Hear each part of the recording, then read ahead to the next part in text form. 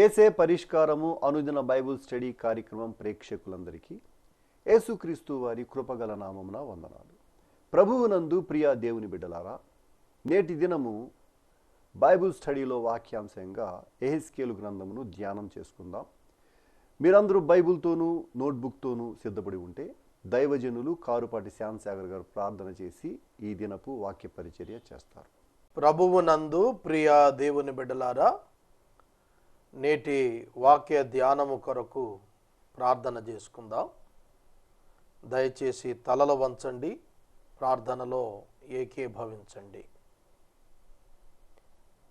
ఈ మాసం ఎపిసోడ్ సహకారులు చాలా తక్కువగా వచ్చారు. 22 మంది ఎపిసోడ్ సహకారులు ఈ మాసంలో ఉంటేనే పూర్తిగా చెల్లింపు సాధ్యమవుతుంది. ప్రార్థనలో జ్ఞాపకం చేసుకోండి. ప్రార్థన.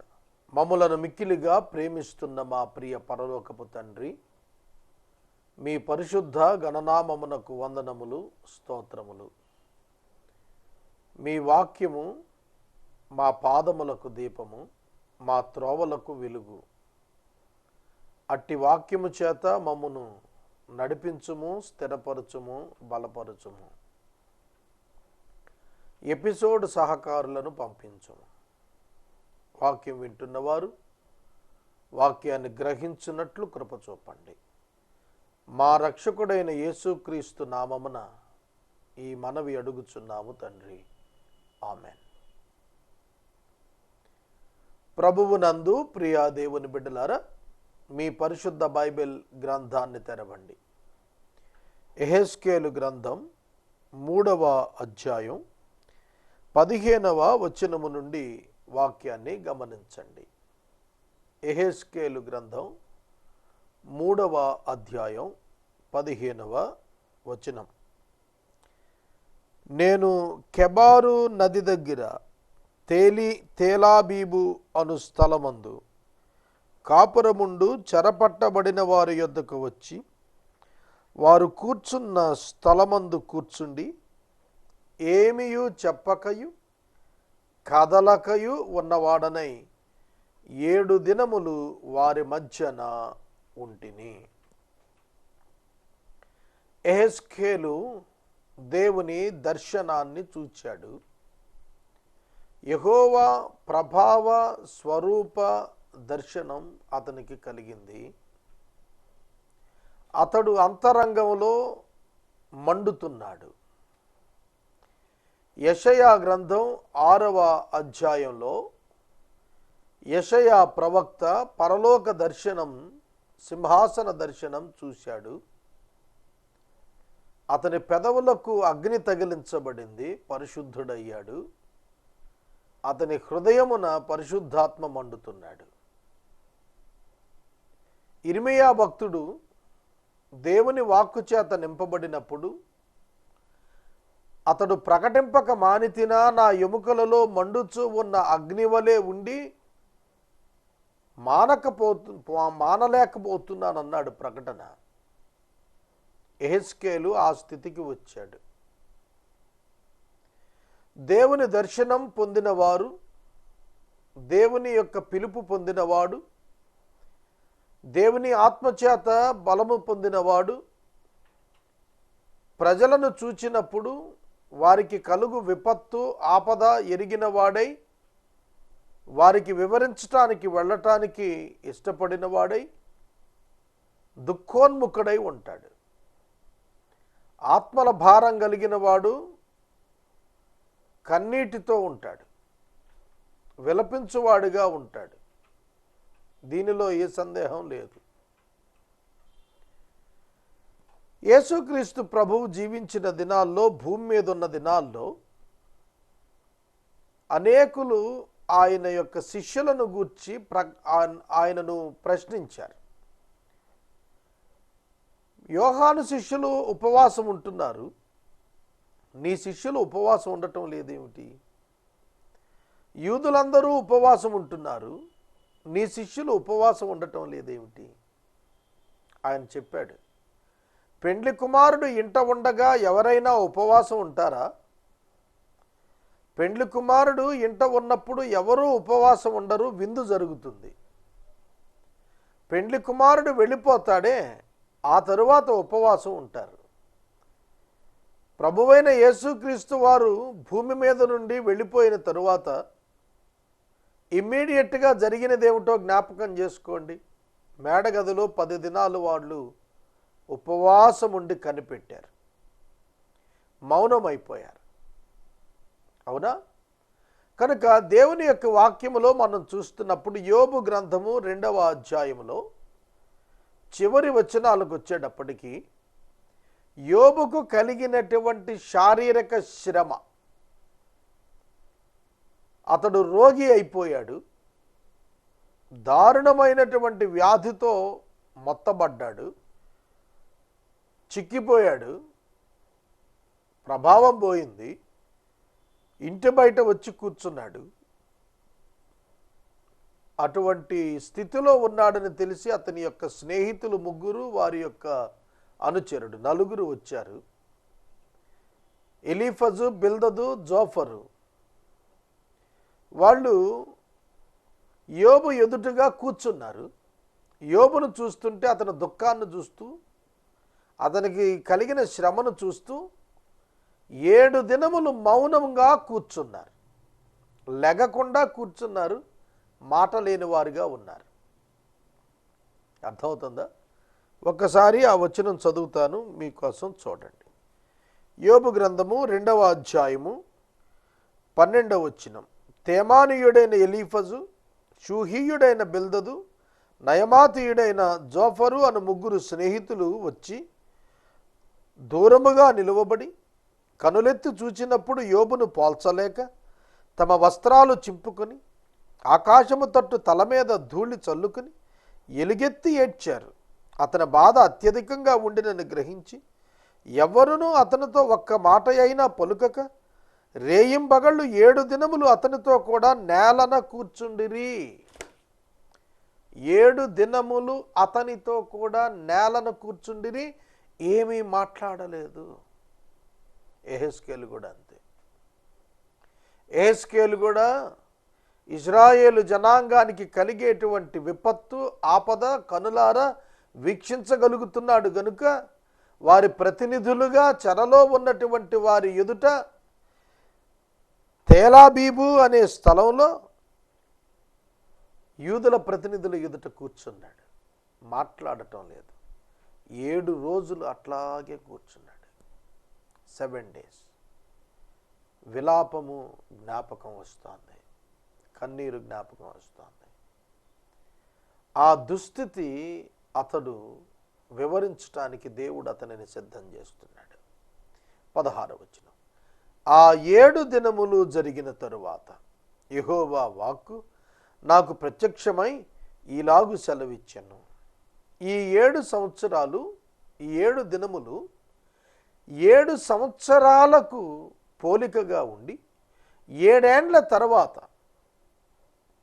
బబులోను చక్రవర్తి నెబుకద్నెజరు సిద్కియా యొక్క పరిపాలనలో ఉన్నటువంటి యూదుల మీదకు దండెత్తి వెళుతున్నాడు. కాబట్టి 7 దినాలు అతను కూర్చున్నాడు. 7 సంవత్సరాలకి ఇది జరగబోతోంది అనేటువంటి ప్రవచనాత్మకమైన సంజ్ఞ ఇచ్చుటకు ఆ విధంగా కూర్చున్నాడు. ఇక దేవుడు మాట్లాడుతున్నారు. 7 దినాలు అయిపోయాయి, ప్రభు ప్రత్యక్షమయ్యారు. నరపుత్రుడా, ఇశ్రాయేలీయులకు కావలిగా నేను నిన్ను నియమించి ఉన్నాను. Son of man, I have made you a watchman for the house of Israel. Whenever you hear a word from my mouth, you shall give them warning from me. నీవు నా నోటి మాట ఆలకించి నేను చెప్పిన దానిని బట్టి వారిని హెచ్చరిక చేయుము. కావలివాడు వాచ్మ్యాన్. వాచ్మ్యాన్ అపార్ట్మెంట్ కల్చర్ మనందరికీ తెలుసు. ఇప్పుడు ఎక్కడ చూసినా అపార్ట్మెంట్స్ వస్తున్నాయి. సైట్ వాల్యూ పెరిగిపోయిన తర్వాత సైట్ కొనుక్కొని ఇల్లు కట్టుకోవటానికి వీలు కావటం లేదు. కాబట్టి ఎకానమీలో అపార్ట్మెంట్ కల్చర్ వచ్చింది. అపార్ట్మెంట్లో 20, 25, 30, 40 భవన సముదాయాలు. వాటికి పార్కింగ్ ప్లేస్, ఆ ప్రక్కనే ఒక వాచ్మెన్ క్వార్టర్ నిర్మించుకొని ఒక వ్యక్తిని వాచ్మెన్గా పెట్టుకుంటారు. సింగిల్ డోర్ ఆపరేట్ చేస్తారు, క్లోజ్ చేస్తాడు, వాచ్మెన్ కూర్చొని ఉంటాడు. ఎవరు వస్తున్నారు, ఎవరు వెళుతున్నారు, ఇది అతడు చేయాల్సిన పని. ఏం జరుగుతోంది, భద్రత ఉందా లేదా. వాచ్మెన్ కావలివాడు. అప్పటి దినాల్లో కావలివాడు అంటే ఏమిటి? ఇప్పటి దినాల్లో మనకు వాచ్మెన్ అంటే అర్థమవుతుంది. కాలేజెస్లో వాచ్మెన్స్ని పెడుతున్నారు, రాత్రిపూట కాపలా కాస్తారు వాళ్ళు. అపార్ట్మెంట్స్లో అందరూ సుఖంగా నిద్రపోవాలంటే వాచ్మెన్ తెల్లార్లు మెలకువగా ఉండాలి. అతని ఉద్యోగమే కావలి, కావలి కాయుట, వాచ్మెన్, కనిపెట్టువాడు అని అర్థం. కనుక ఆనాడు నగరమునకు ఒక ప్రహారీ, దానికి ఒక ద్వారబంధం. ఈవినింగ్ ఆఫ్టర్ 6 దాన్ని క్లోజ్ చేసేసేవాళ్ళు, మెయిన్ డోర్ క్లోజ్ చేస్తారు. ఒక పట్టణానికి కావలివాడు ఉంటాడు. కావలివాడు సిటీ మెయిన్ గేట్స్ మూసేస్తారు. మూసేసినప్పుడు దానిలో నుంచి లోపలికి ఎవరు వస్తున్నారు, ప్రక్కన నడవాదారి ఉంటుంది, మిగతావన్నీ కూడా బంద్ అయిపోతాయి. లోపల నుండి బయటకు, బయట నుండి లోపలికి వాహనాల సరఫరా ఆగిపోతుంది. కనుక అంటే మళ్ళీ బిజినెస్ అవర్స్ స్టార్ట్ అయ్యే వరకు కూడా ఆ డోర్స్ తీసేవారు కాదు. వాచ్మెన్స్ అక్కడ ఉండేవాళ్ళు. పట్టణంలో నుండి ఒకడు బయటికి వెళ్ళాలన్నా, బయటవాడు లోపలికి రావాలన్నా, నగరంలో ఏం జరుగుతుందో అడ్మినిస్ట్రేషన్కు తెలుస్తోంది, కాపలాదారులకు తెలుస్తోంది. అలా కావలి వారిని పెట్టుకునేవాడు, ఎందుకంటే భద్రత కోసం. ఇశ్రాయేలీయులకు నేను నిన్ను కావలివానిగా నియమించి తిని, you must be a watchman on behalf of me. నా తరపున నువ్వు వారి ఎదుట, వారి కొరకు ఒక కావలివానిగా నీవు ఉండాలి. కావలివాడు, he wants the people, he wants the city. ఏదైనా విపత్తు వస్తుంది అనుకోండి, కావలివాడు సమాచారం ఇచ్చేస్తాడు, రాజు మేల్కొంటాడు, సైన్యం మేల్కొంటుంది. కావలివాడు నిత్యము సమయాన్ని పరీక్షించుకుంటూ, గమనించుకుంటూ ఉంటాడు, కాలాన్ని గమనించుకుంటూ ఉంటాడు. 1 గంట అయింది, 2 గంటలైంది, 3 గంటలైంది, 4 గంటలైంది, తెల్లవారుతోంది, 5 అయింది. కనుక ప్రతి గడియ, ప్రతి నిమిషం, ప్రతి గంట వాడు లెక్కెట్టుకుంటూ ఉంటాడు. కావలివాడు లేకపోతే భద్రత లేదు, కావలివాడు లేకపోతే క్షేమం లేదు, కావలివాడు మేల్కొని ఉండకపోతే ప్రజలకు నష్టము. కనుక కావలివాడుగా దేవుడు ఒక సువార్తికుని నియమిస్తున్నాడు. You must warn the people whenever the word comes from the mouth of the God, he must give that word to them. ఏ మాట దేవుని నోట నుండి వచ్చేస్తోందో, ఏ సమయంలో ఆ మాటలను తీసుకుని వెళ్ళి ప్రజలకు నీవు ఇవ్వాలి. That is the duty of the watchman. సోదరుడా, సోదరి, దేవుని సేవకుని యొక్క విద్యుత్ ధర్మము వాచ్మెన్ డ్యూటీ. చాలా సంఘాల్లో పాస్టర్ గారు వాక్యం చెబితే మా గురించే చెబుతున్నాడు ఏమిటి ఈయన అని అనిపిస్తూ ఉందని పోట్లాటకు వెళుతున్న వాళ్ళు ఉన్నారట. ఈ మధ్య నేను విన్నాను, ఒక సంఘ పెద్ద సంఘ కాపరి మీద కంప్లైంట్ ఏమిటంటే, ప్రతి వారం నా గురించే చెబుతున్నాడు, ఈయన్ని పంపించేయాలన్నాడు. అంటే వాక్యం ఆ సంఘ పెద్ద గుచ్చుకుంటోంది. పాస్టర్ గారికి ఏం తెలుసు అతని పర్సనల్ లైఫ్? దేవుడు మాట్లాడుతున్నాడు, ఆ వ్యక్తికి తెలుస్తోంది నన్ను హెచ్చరిక చేస్తున్నాడు అని. దేవుడు హెచ్చరిక చేస్తున్నాడు అనుకుంటే బాగుండేది ఆ సంఘ పెద్ద. అట్లా అనుకోలే, పాస్టర్ గారు నా కోసమే ప్రసంగం చేస్తున్నాడు అనుకుని ఆయన మీద గొడవకి వెళ్ళాడట. ఏమిటి ప్రయోజనం? మారు మనసు పొందకపోతే నష్టం ఎవరికి? పాస్టర్కా, మార్పు చెందవలసిన పెద్దకా? ఆలోచించండి. కాబట్టి దేవుని యొక్క మాట ఎప్పటికప్పుడు ప్రజలకు చేర్చడం కొరకు కావలివాడిని దేవుడే నియమించాడు. ఇవాళ ప్రతి ఒక్కరము కావలివారమే. ప్రతి సువార్తికుడు, ప్రతి విశ్వాసీ సమాజం ఎదుట కావలివానిగా ఉండాలి. ఆదికాండము 4వ అధ్యాయంలో అన్నదమ్ముల చరిత్ర కనిపిస్తుంది. కయీను, హేబేలు. కయీను, హేబేలు. కయీను హేబేలును చంపేశాడు. దేవుడు అతను అడుగుతున్నాడు, నీ తమ్ముడు ఎక్కడా? కయీను, నీ తమ్ముడైన హేబేలు ఎక్కడా అని అడిగితే, హేబేలుని గూర్చి జవాబు చెప్పటానికి కయ్యను మాట్లాడిన మాట దేవుని ఎదుట, నా తమ్ముడైన హేబేలుకు నేను కావలివాడనా ప్రశ్న. ఎస్, భూమి మీద నలుగురున్నారు, నీ తమ్ముడు ఎక్కడా అంటే నువ్వు జవాబు చెప్పలేకపోయావు అని అంటే హౌ అన్ఫెయిత్ఫుల్ యు ఆర్.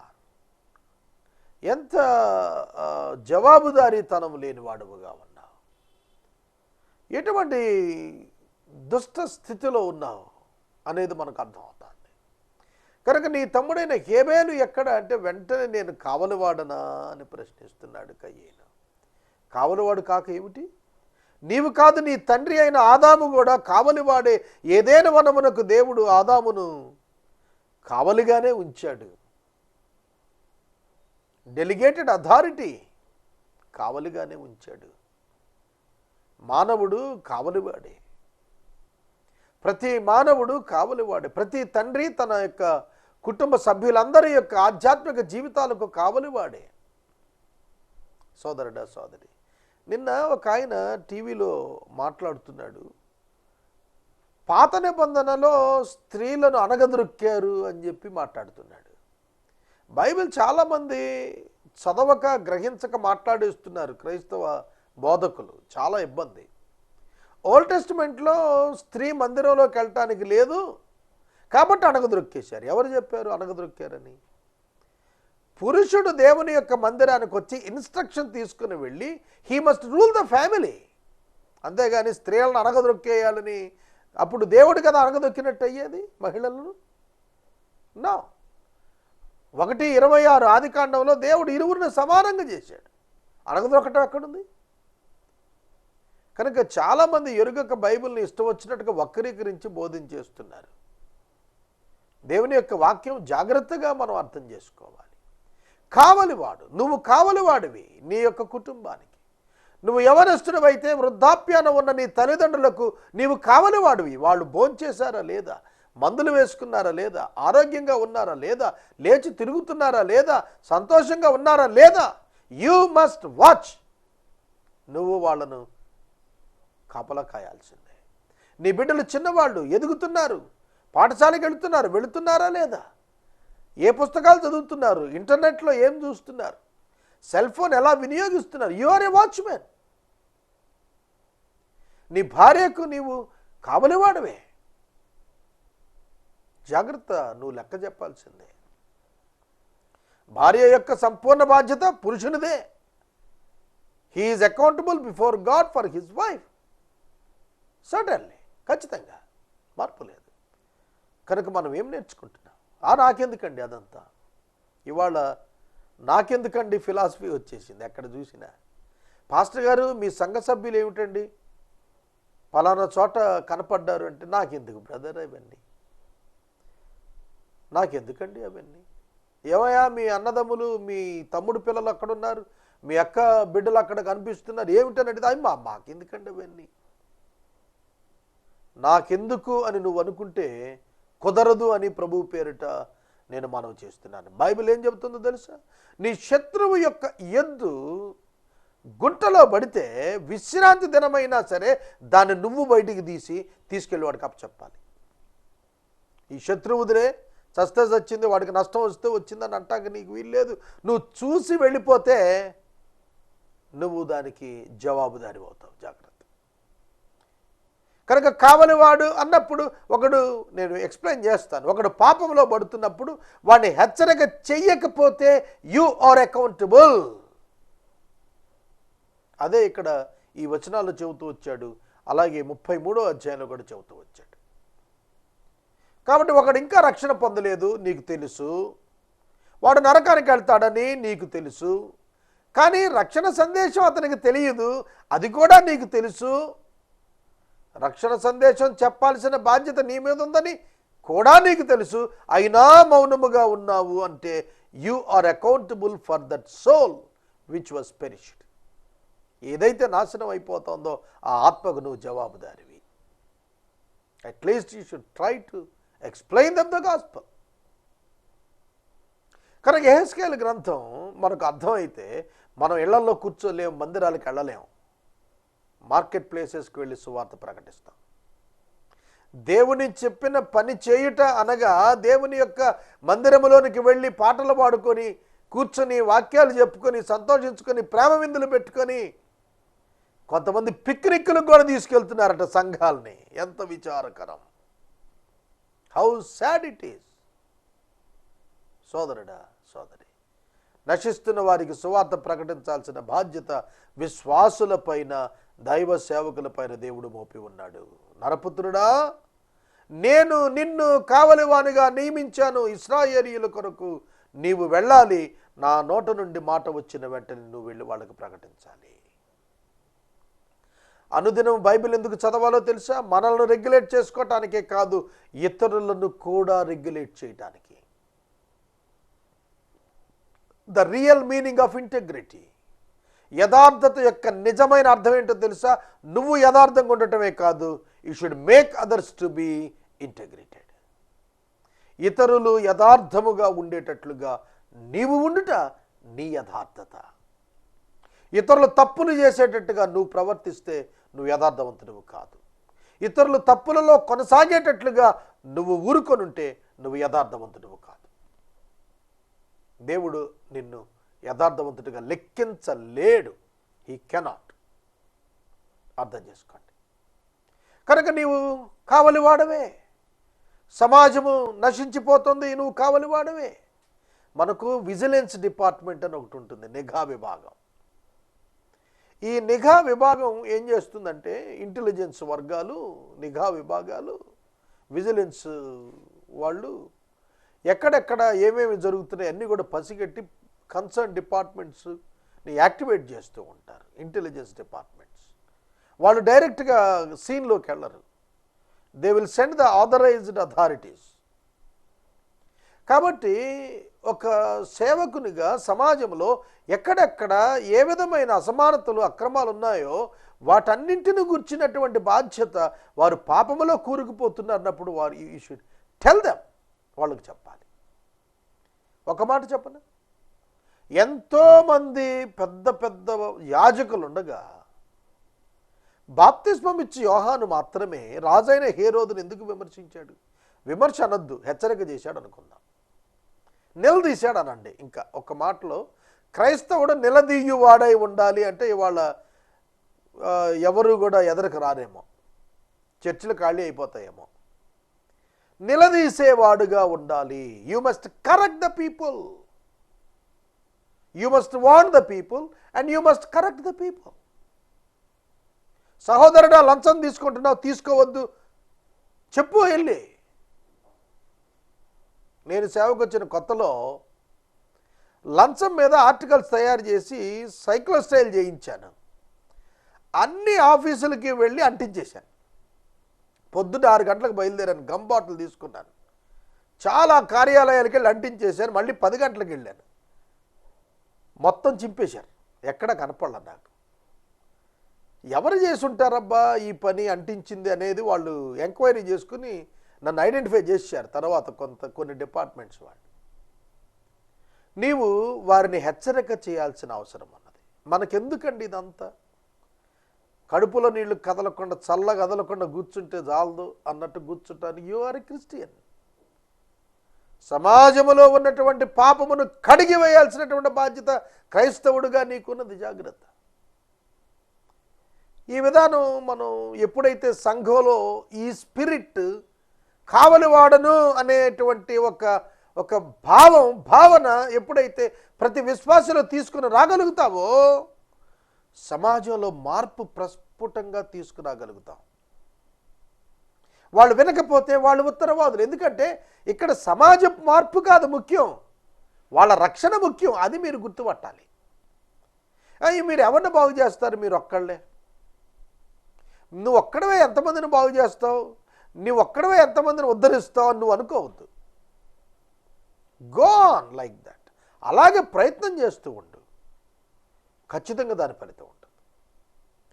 చాలా చిన్న మజ్జిగ చుక్క లీటరు పాలల్లో పడితే ఉదయానికి పెరుగు కాదా? It makes difference. ఖచ్చితంగా రిజల్ట్ ఉంటుంది.